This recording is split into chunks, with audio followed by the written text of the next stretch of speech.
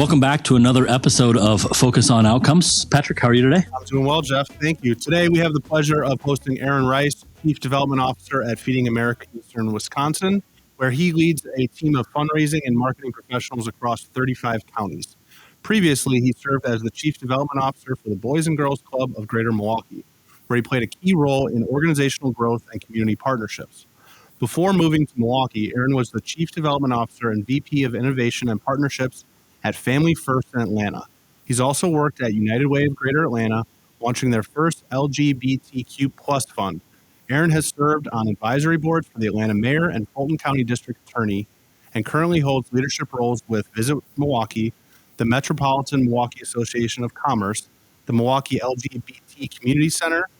Originally from Eastern Tennessee, Aaron now calls Milwaukee home and is dedicated to serving the city's most vulnerable communities. Aaron, welcome to Focus on Outcomes.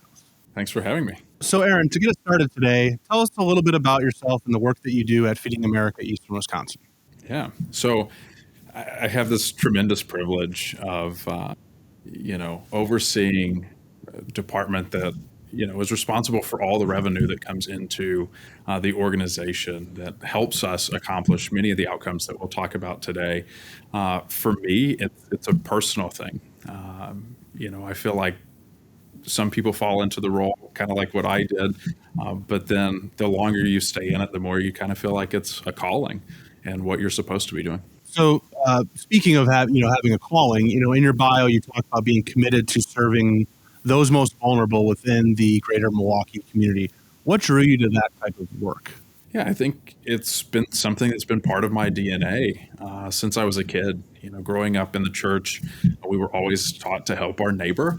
I volunteered in food pantries as a kid. My grandmother would take me along, and I remember carrying boxes out to people's cars, making sure that they had food. My family wasn't an affluent family, but my parents were blue collar and worked very hard to be able to provide the things that they did for me. Great. So Feeding America focuses on 4 areas that address food insecurities: food access, food rescue, disaster response, and hunger research. Can you talk a little bit about some of those programs and how they do make an impact on the community? Yeah, so with food access, it's Feeding America Eastern Wisconsin's job to ensure that these 400 partners across our 35 county footprint get the resources that they need to operate. So what we do is we make sure that those logistical resources are there, getting the food to those pantries so that they can distribute them out to the community. As far as food rescue goes, we work with local grocers and retailers. So things that aren't selling well or things like that, they'll call us up and say, hey, we have an abundance of X, and then we're able to recover that food. We also partner with local farmers.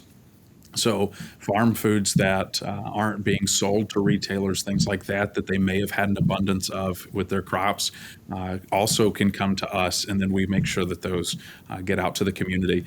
As far as disaster relief, we were incredibly impactful during COVID, where we thought everything was going to shut down, but hunger didn't stop during COVID.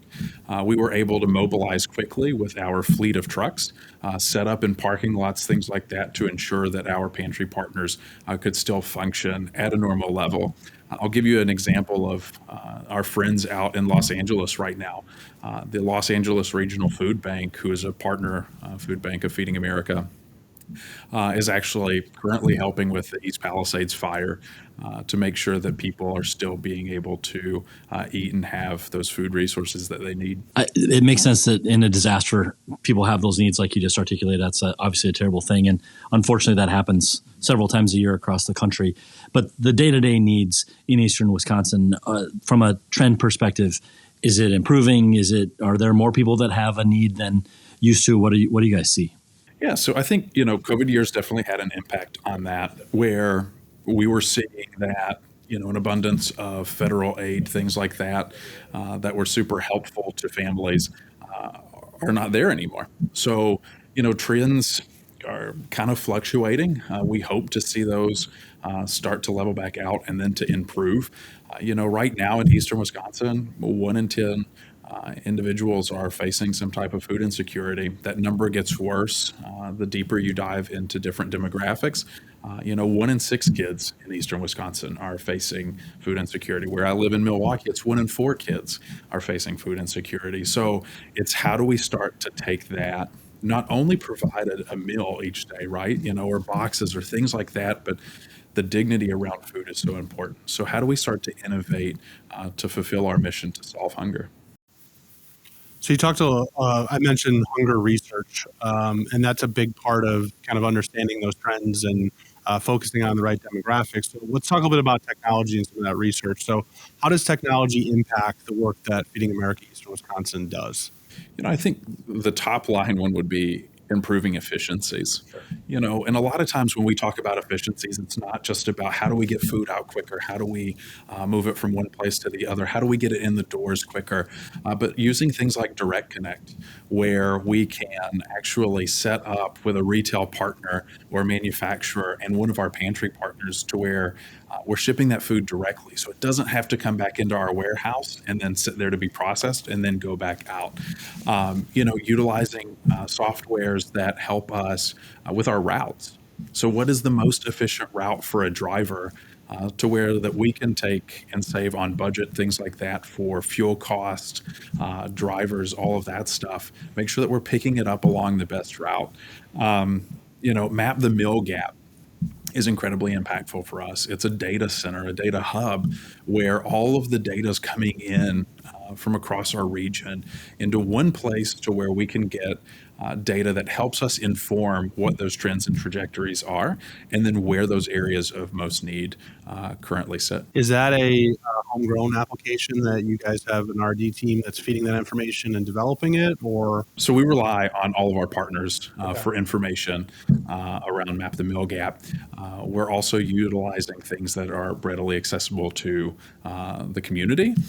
And so, making sure that all of that stuff is in there.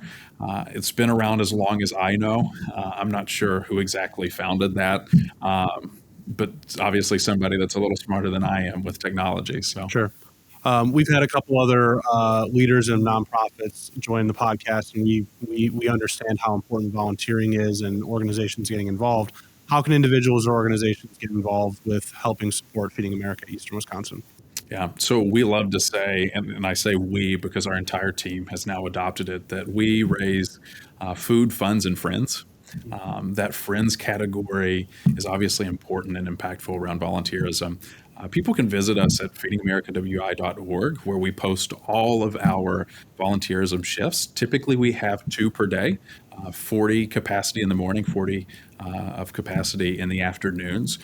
And those shifts stay pretty full. We always need more. What type of work are they doing there on the shifts? Yeah, so a lot of times, Kroger, Syndix, a lot of those companies, I could list them all day long. All of them are sending us products, things like that. We want to make sure that we're going through it. Sure. So we're sorting it, we're boxing it up, putting it, having it labeled. Cans that don't currently have a label on them, we call them brights. So we actually have a professional label maker that takes the can, puts a new label on there to help just solidify the dignity of that food, so that we're not sending someone home with a blank can that has a Sharpie written on it or something like that. We want them to feel like it's a good product. That's all the questions I have. Do you have any other questions before we get to the fun stuff? No, just the unfocused part. All right. So, now we've reached the unfocused portion of our podcast. And are excited to throw some questions your way. First thing that comes to mind, we'll have some fun with this. Great. We are still looking for a sponsor for this section in case anyone's interested. Yeah, talk to Kroger. It'll be great. Okay, first one. Would you rather travel back to the past or into the future? That's tough. And why? No, not and why, but yeah. That's tough. It's a great question. I actually think the past. How far? Like, you want to go before you were born, or like you need to go back to your teenage years and fix something? Nothing that I know that I need to fix. There's a few things maybe I would have done differently. I think for me, it's like, so I had the privilege of being raised around my great-grandparents and grandparents. And the older I've gotten, the more I wish I would have had just a little bit more time to enjoy that. So I don't know what time period, but around the time that, they were younger would be great. Very good. Okay. Do you collect anything? I don't. I will say that I have this, I won't call it a problem, because it's still giving to nonprofit organizations, but a silent auction gets me every time. Okay. Especially if there's a signed sports jersey, even if I'm not a fan of the team, or anything in the sports realm that is signed, a golf ball, baseball, jerseys, things like that. All right. Good to know. For those listening, make sure Aaron gets invited to your next silent auction. If you could eat one food for the rest of your life, what would it be? Well, that one's easy. Steak. All right. Good. Okay. Man after my own heart. 2 spaces after a sentence or 1? Oh, 1. Oh, 2. All right. Or 2 periods, depending on how you write the question. Easy. And then crunchy or creamy peanut butter? Well, that one's also easy. Creamy. Okay, well, that's where we separate. All right. Wait, hold on. Really? You like crunchy You're a peanut butter? crunchy peanut butter guy? I mean, if I had to choose one. Oh, Yeah. wow.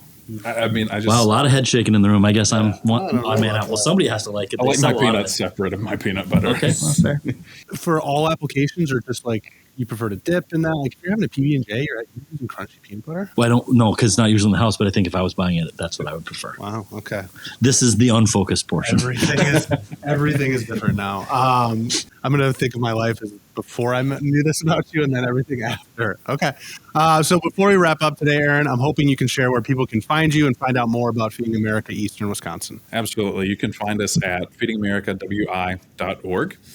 You can volunteer there. You can give there. Just keep up to date on newsletters, things like that. Find out just more information. We're always happy to give tours to new donors, have new volunteers come in. Just incredibly grateful for this community and all the support that they've given us over the years. That's great. Well, Aaron, thank you so much for being willing to join today, and thank you to you and your colleagues for doing great work that impacts our community. Really a pleasure to see you again. Thank you both.